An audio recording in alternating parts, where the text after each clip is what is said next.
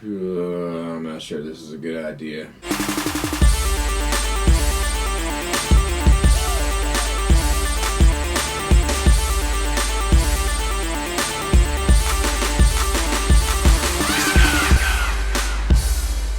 What's up, everybody? Welcome back to another edition of Sit Down Saturday. Today could get sensitive for people. Doesn't change the fact that we have to have this discussion. Couple house cleaning things from the week. We had a lot of reviews this week. So a couple things just to recap. One of the main things that people missed in the Bumblebee Revisited, everybody was mentioning the memory loss aspect. Correct. The problem is, if you went to see a Spider-Man movie, and in the opening scene, Spider-Man got hit in the head with a pumpkin bomb from the Green Goblin, and he got temporary amnesia for the entire rest of the film, and was hiding behind couches and crawling through doggy doors. Two questions. One, is that even a Spider-Man movie at this point, or is it a Peter Parker with amnesia story? And two, if it is a Spider-Man movie, is it one you'd want to see? The answer for me is no. Two, Deathsaurus scaling. In the review, I could have swore I said, so I do believe this is meant to be going for this IDW aesthetic. And yet everybody was telling me that he was too small for G1. But don't worry, I was able to overcome it mentally, no problem. 3, Prime from Magic Square. A lot of you guys said, I hope they do more MP stuff. I'm right there with you. I totally agree. I hadn't even considered that. Secondly, people were concerned why I didn't like that there was no paint on it. Some people were even surprised that I talked about paint. For those, welcome to my channel. For others, we just don't agree. And there's a good chance if you look at the best looking Masterpiece figures we have, whether they be official or third party, most of them are painted. Moving on to today. That kind of ties into it, and let me explain why. This is going to be very sensitive because I'm talking about money. We're going to be kind of talking about people's budgets, how they view things in relation to it, etc., including myself. I'm guilty as well to some extent. But there's something that I have noticed a while ago, but I'm noticing it more and more. When I review something, and I'm super hyper critical of it, to a point where I'm tearing it apart, sometimes literally, and it's expensive, I'm treated like a hero. If I do the same thing and it's inexpensive, I'm treated like a monster. And a lot of times this ties back to people's confirmation bias. They already have the figure, they feel strongly about it, and therefore they want me to feel the same way that they feel in order for their purchase to feel confirmed by them. But that's not what I'm here for. But why is that? That's what I want to dive into. Over the years of me being kind of in the trenches of the Transformer community, I have seen everything kind of escalate and change. I've seen the beginning of third party when mainline collectors would trash the third party stuff. It used to be a thing. We don't really see it too much anymore, but the official versus 3P conversation used to really be at the forefront of most Transformer conversations regarding toys. I've seen KO supporters criticize Takara and third party products and wait for the KO, and I'm not talking about due to the few circumstances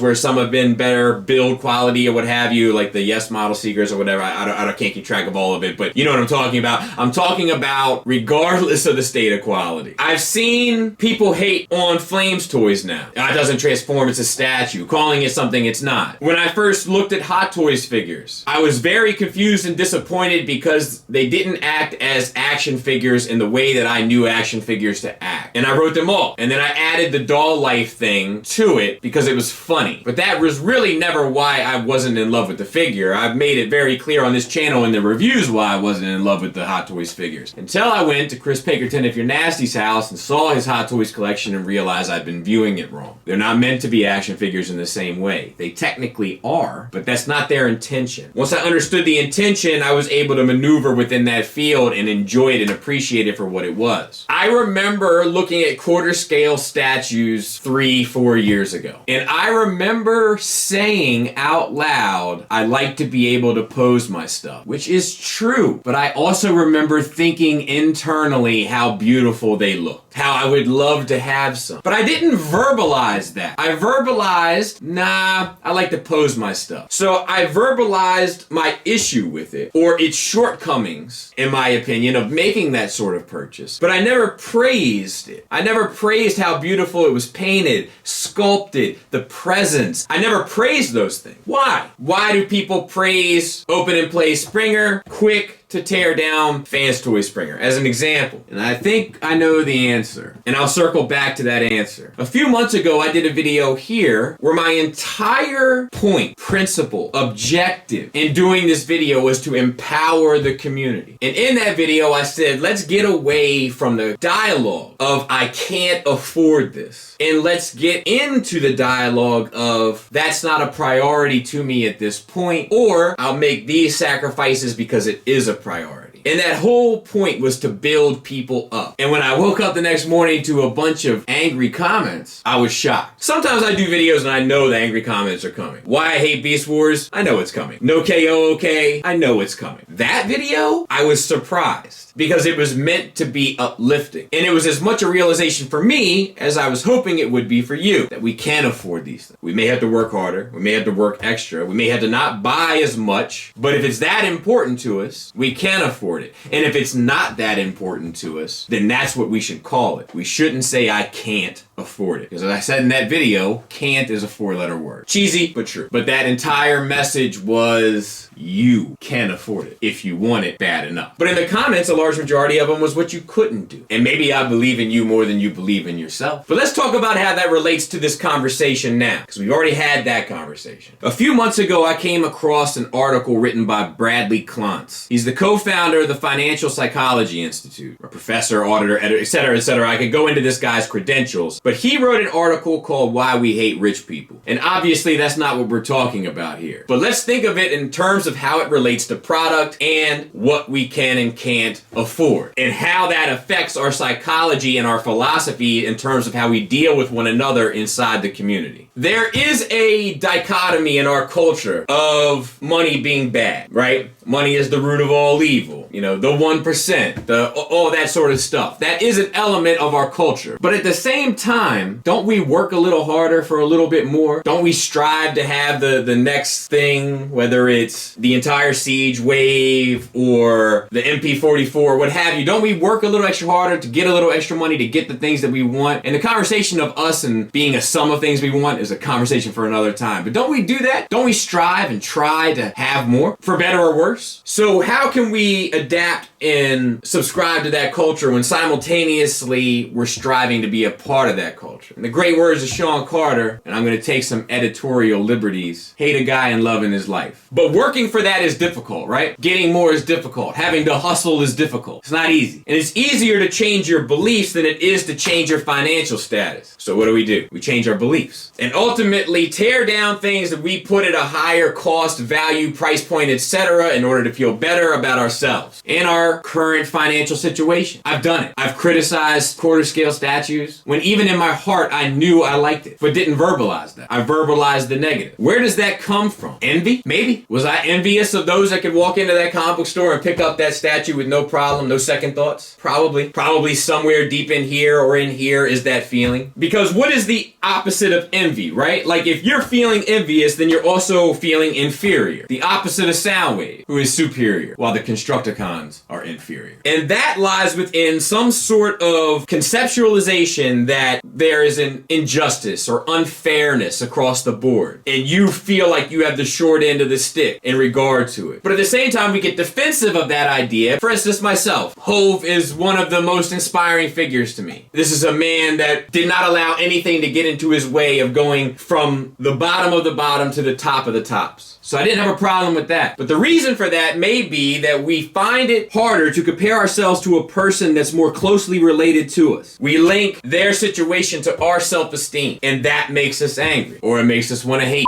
which I think is natural, but it's also something we should be cognizant of. And we end up comparing the satisfaction and quality of our life to those around us. Now that landscape has changed from what it once was 20 years ago, because the people that are around us now are in the same Facebook groups and could be in a very different life situation, but they're around us. So we consider ourselves on the same playing field, and we interpret those feelings into ones that are perhaps inappropriate. And this ties into relative deprivation, which is basically keeping track of the scales from a relative standpoint. And I'm going to internalize this for myself as to not offend you. I have a house, shoes on my feet, clothes on my back, stomach full of food, maybe too much sometimes. And somehow I end up still feeling deprived when I look at my buddy Joe KW, for example, that has a beautiful quarter scale statue of the Dark Darkness, one of my favorite comic book characters. But that's relative, isn't it? Because I wouldn't feel deprived if I met some guy that was struggling in some third world country living on the street. It's that old saying, I felt sorry for the man with no shoes till I met the man with no feet. Relative deprivation. And I think social media has really brought that to the forefront. Being around people with similar interests and comparing ourselves to them. I met Joe through social media. I wouldn't know that he had this had it not been for social media. And I can't help but compare what I have to him subconsciously. Now, obviously, I love Joe. I don't have any issue, but I'm just using it as an example. Research has shown that when feelings of relative deprivation are intensified by exposure to people with higher levels of wealth, hostility, anger, and even violence toward these individuals increases. Now, we don't see too much violence, thank God, but what we do see is hostility. We see hostility when someone has something that someone else wants, and they begin tearing that person down for loving that product. Or when someone has something that someone else has, but doesn't see the same value in it, because that doesn't coincide with the same confirmation bias. In a way, it's what we used to call keeping up with the Joneses. But you know what the truth is? The truth is that there is no competition. The truth is that it's about preference. The truth is it's about enjoying what you buy. Recently, I've been struggling with that myself. And I have what many in this fandom would consider a nice collection when it comes to Transformers, and I'm not sure how much I'm enjoying all of it. Something I'm wrestling with, we might circle back to another day. You know what one of the most enjoyable pieces in my entire Transformers collection is? Make Toys Swerve. Far from the most expensive Transformer piece in my entire collection. I can make a strong argument my $30 purchase of Make Toys Swerve was a better purchase, a more valuable purchase than my Masterpiece Megatron purchase.